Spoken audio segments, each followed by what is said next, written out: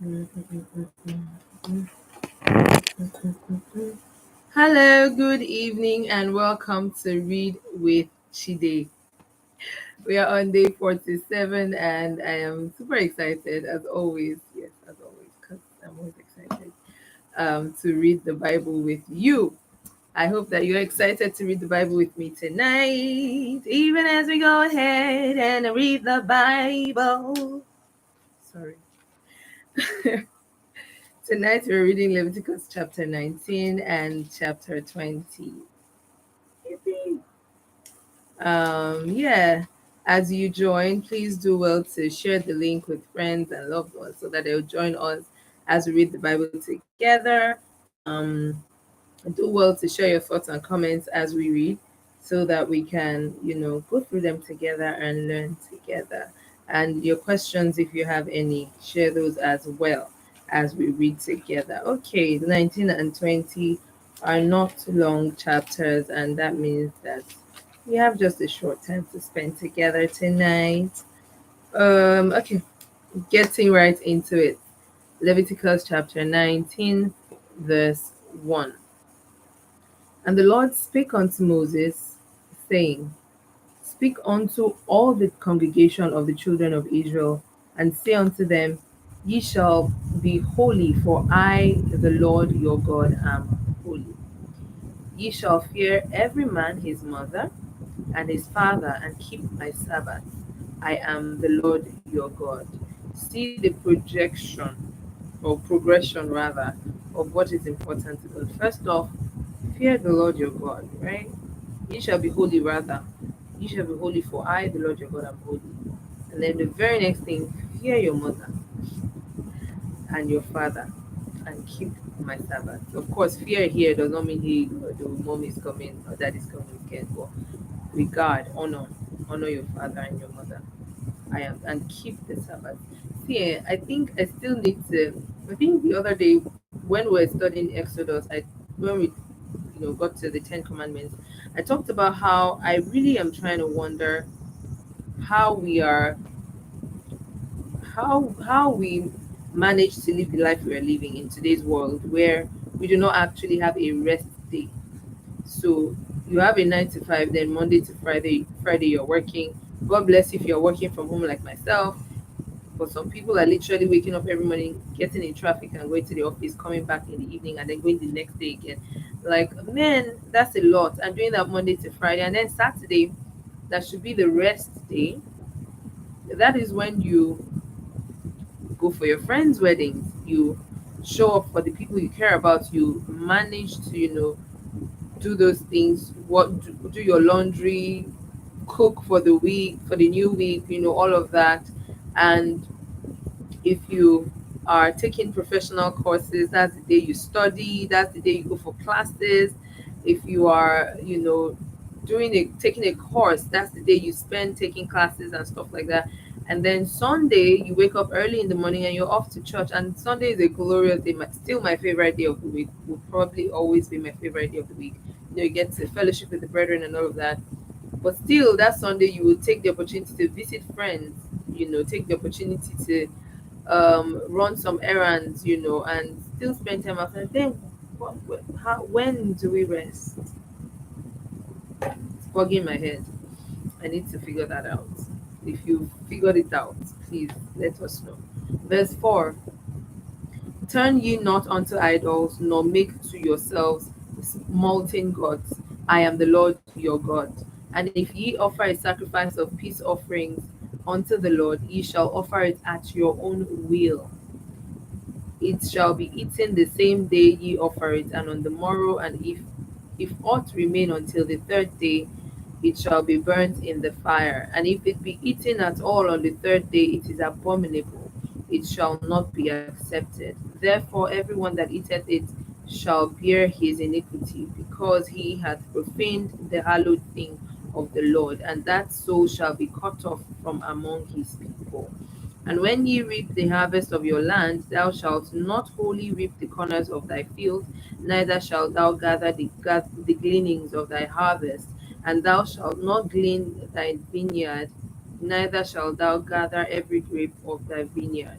Thou shalt leave them for the poor and stranger. I am the Lord your God. Ye shall not steal, neither deal falsely, neither lie one to another. And ye shall not swear by my name falsely. Neither shalt thou profane the name of thy God. I am the Lord. Thou shalt not defraud thy neighbor, neither rob him. The wages of him that is hired shall not abide with thee all night until the morning. Thou shalt not curse the deaf, nor put a stumbling block before the blind, but shall fear thy God. I am the Lord. Now, see, things like this make me just think how gracious and loving God is. He said, thou shalt not curse the deaf. Yes, they cannot hear you, but don't curse them. Don't hold evil in your heart against your brother. Verse 15, ye shall do no unrighteousness in judgment. Thou shalt not respect the person of the poor, nor honor the person of the mighty, but in righteousness shalt thou judge thy neighbor. There are people who feel like, okay, if in giving judgment I favor the poor over the rich, then it's a good thing because the poor is already disadvantaged. So let me favor the poor over the rich. That's a good thing. No, that's not God's way. Everybody should be dealt with equally. It says here, thou shalt not respect the poor, the person of the poor, nor honor the person of the mighty. So rich or poor, take them as equals. Don't say because this person is poor, let me give this person an advantage, or because this person is rich, let me suffer them the more. Or because this person is rich, let me give them favor. Maybe one day I'll find favor in their own eyes too. No, that's not God's way. Verse 16. Thou shalt not go up and down as a talebearer among thy people. So, enyamebo, neither shalt thou stand against the blood of thy neighbor. I am the Lord. Thou shalt not hate thy brother in thine heart. Thou shalt in any wise rebuke thy neighbor and not suffer sin upon him. So your neighbor is sinning. It is not you that will say, go come me. You are supposed to be there to, correct your neighbor. Verse 18, thou shalt not avenge nor bear any grudge against the children of thy people, but thou shalt love thy neighbor as thyself. I am the Lord. Ye shall keep my statutes. Thou shalt not let any cattle gender with a diverse kind. Thou shalt not sow thy field with mingled seed, neither shall a garment mingled of linen and woolen come upon thee. And I was at some point, a couple of years ago, I was trying to study about, this whole men should not wear women's clothing, women should not wear men's clothing. That was when I read Leviticus, and I'm like, if we have to keep all the laws in this book, oh yeah, me and you should just keep quiet and be going to the other place. Because, for example, it says your clothes should not be mixed wool and linen. As simple as that. It says your farm, don't plant different seeds. Come on, in today's agriculture, we've said, oh, it's good to plant corn alongside this other thing and blah blah. But according to these laws, it's wrong, right? So the whole idea is that Jesus has come, right? And Jesus is the fulfillment of the law. Does that mean we throw away the law and it is not of no import? No. That is why we did what we did about 3 days ago, right? Where we tried to study, okay, these laws around, what to eat and what not to eat. You can eat an animal that parts the hoof and cheweth the cord. Why? What was the idea behind it? Because we know that for the Israelites, they were stubborn people who did not, who God needed to take care of as babies. And so it was important for us to understand the reasoning behind, or say understand the reasoning. It was God's laws, right? So what to understand it. My point is, it was important for us to try and see, okay, looking at all of these rules and regulations together, what was the point? What was the point? And then understanding that point, we understand the mind of God because we have seen Jesus. We have Jesus. Jesus is the express image of his person, right? So we, through Jesus, we understand who God is. Through Jesus, we understand what's important to God. So when you see these rules, oh, do not wear the linen with wool and whatnot, you understand, okay, why did God give them this rule? It was to care for them, to ensure that they were fine, to ensure that they were not doing things that would bring disease into their camp, or to ensure that they were not doing the things that the people around them were doing as sacrifice to their own gods, you know, like drawing up tattoos for the dead, or giving up their children as human sacrifice to Molech. That was specifically mentioned in chapter 18 that we read earlier today. So it's important, as uninteresting as Leviticus can be, it is very important to ensure you understand the why for these things, so that tomorrow, when that person you are trying to preach to comes to tell you, you're preaching to me and you're wearing trousers, God said that woman should not wear man clothes, you have the right answers to give, and you're not just saying, oh, Jesus is the fulfillment of the law, all of that has passed. Because take for example verse 15 that was saying, in judgment do not have respect for the person of the poor or honor for the person of the rich. That is still valid till today, right? Yes, so take your time and look through it. Verse 20, and whosoever lieth carnally with a woman that is a bondmaid, betrothed to betrothed to an husband, and not at all redeemed, nor freedom given her, she shall be scourged. They shall not be put to death, because she was not free. And he shall bring his trespass offering unto the Lord, unto the door of the tabernacle of the congregation, even a ram for a trespass offering. And the priest shall make an atonement for him with the ram of the trespass offering before the Lord for his sin which he hath done. And the sin which he hath done shall be forgiven him. And when ye shall come into the land, and shall have planted all manner of trees for food, then ye shall count the fruit thereof as uncircumcised. 3 years shall it be uncircumcised unto you, it shall not be eaten of. But in the 4th year all the fruit thereof shall be holy to praise the Lord withal. And in the 5th year shall ye eat of the fruits thereof, and that it may yield unto you the increase thereof. I am the Lord your God. Ye shall not eat anything with the blood, neither shall ye use enchantment, nor observe times. Again, these are the type of things God was saying, because of the people around them, because of the people he knew they were going to encounter. Don't come and be doing these things that they are doing. It is wrong. I don't want you to do it. Ye shall not round the corner of your heads, neither shall ye mar the corners of your beard. Ye shall not make any cutting in your flesh for the dead, nor print any marks upon you. I am the Lord. Do not prostitute thy daughter to cause her to be a whore, lest the land fall to whoredom and the land become full of wickedness. Ye shall keep my Sabbaths and reverence my sanctuary. I am the Lord. This is the second time in this chapter God is talking about keeping the Sabbath. Verse 31, regarding not them that have familiar spirits, neither seek after wizards to be defiled by them. I am the Lord your God. So you that you're a Christian and you open that site and they say, hey, do you want to know your future? And you click it. Yeah, is it not just a online something?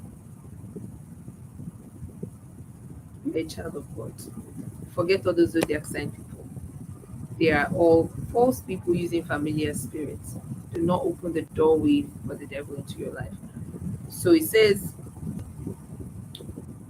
regard not them that have familiar spirits, neither seek after wizards to be defiled by them. Don't defile yourself by them.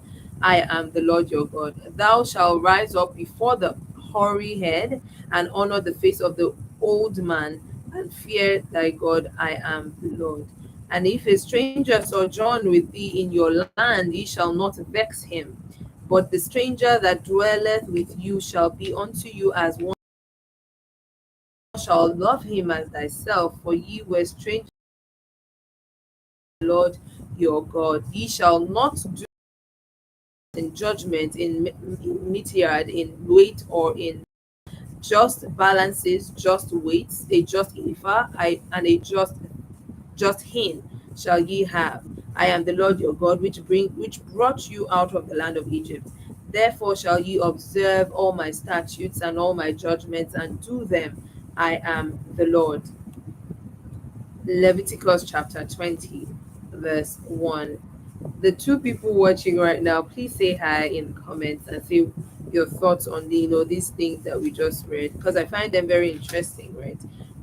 I think we've entered the very interesting parts of Leviticus chapter 20, verse 1. And the Lord spake unto Moses, saying, Again, thou shalt say to the children of Israel, whosoever he be of the children of Israel, or of the strangers that sojourn in Israel, that giveth any of his seed unto Molech, he shall surely be put to death. Molech was a god that was worshipped around where they were in Canaan, right? And they used to offer human sacrifices to him with babies. They would literally put the baby on the hot thing.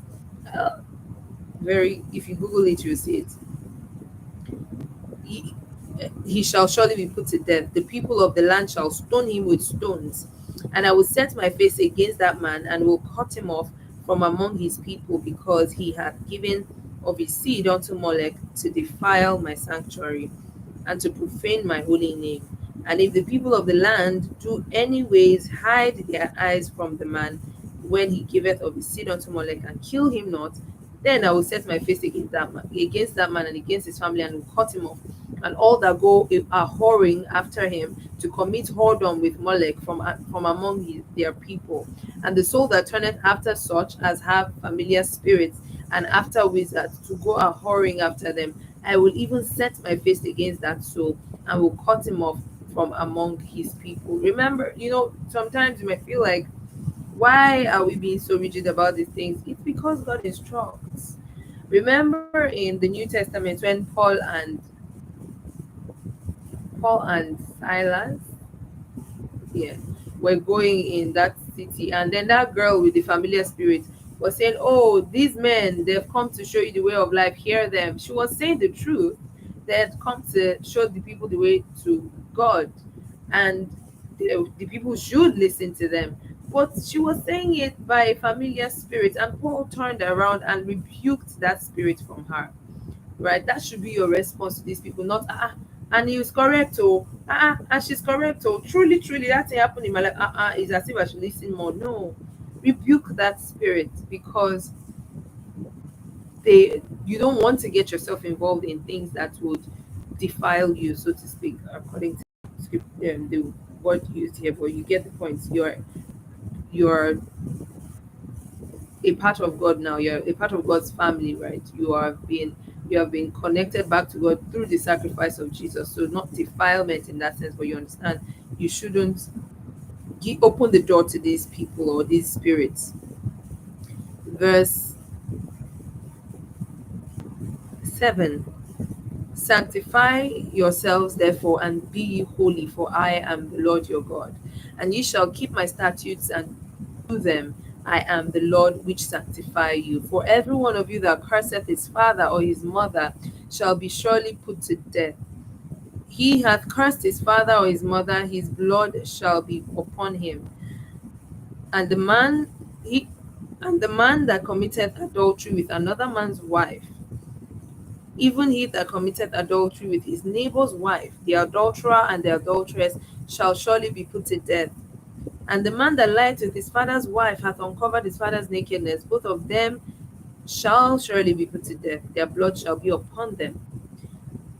And if a man lie with his daughter-in-law, both of them shall surely be put to death. They have wrought confusion, their blood shall be upon them. If a man also lie with mankind, as he lieth with a woman, that is, if a man is practicing homosexualism, both of them have committed an abomination, they shall surely be put to death, their blood shall be upon them. And if a man take a wife, and now I should pause here and say that today, in the world we live in, right? That didn't come out right. Today, in the new covenant, right? Unlike in those, how do I put it? There, you don't go about and say, "Hey, this person is practicing homosexuality, so I have the right to stone him to death or to stone her to death." No, that's not. That's not the. Um, that's not the instruction of God to us, right?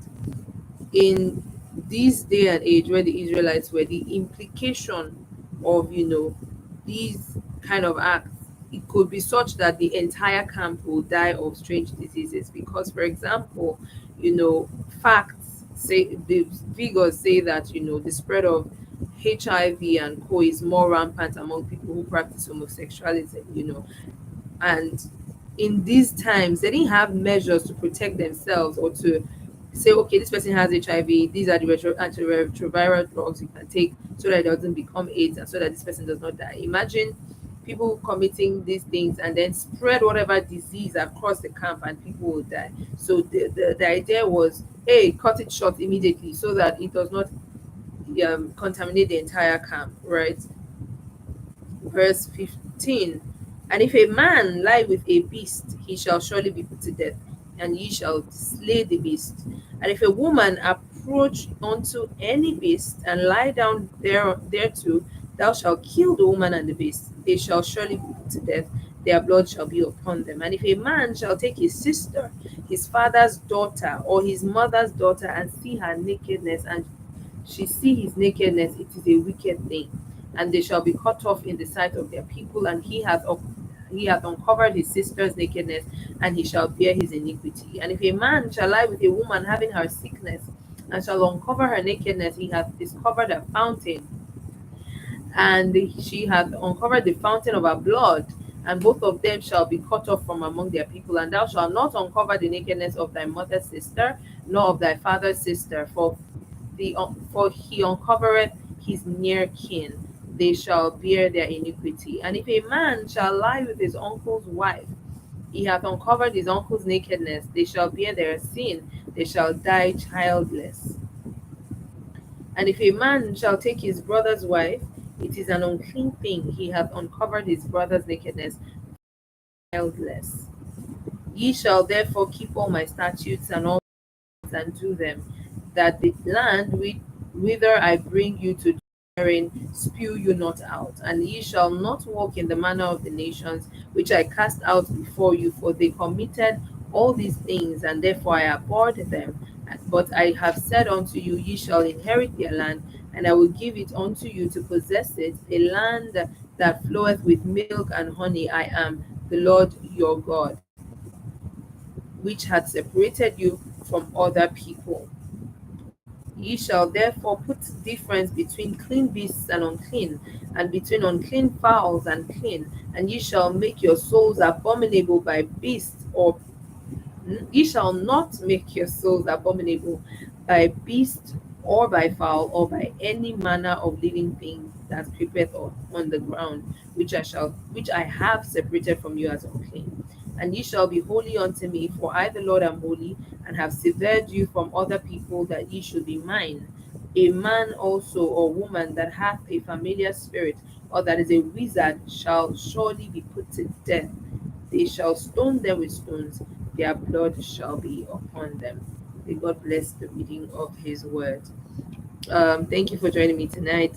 If you are watching this as a replay, please do well to drop your comments, your thoughts, your questions, and maybe we will do a proper study of Leviticus after we are done, so that we have a better understanding of the things that um, the point of these laws and rules and regulations, and the things that are valid in terms of what applies to us today in the new covenant, right?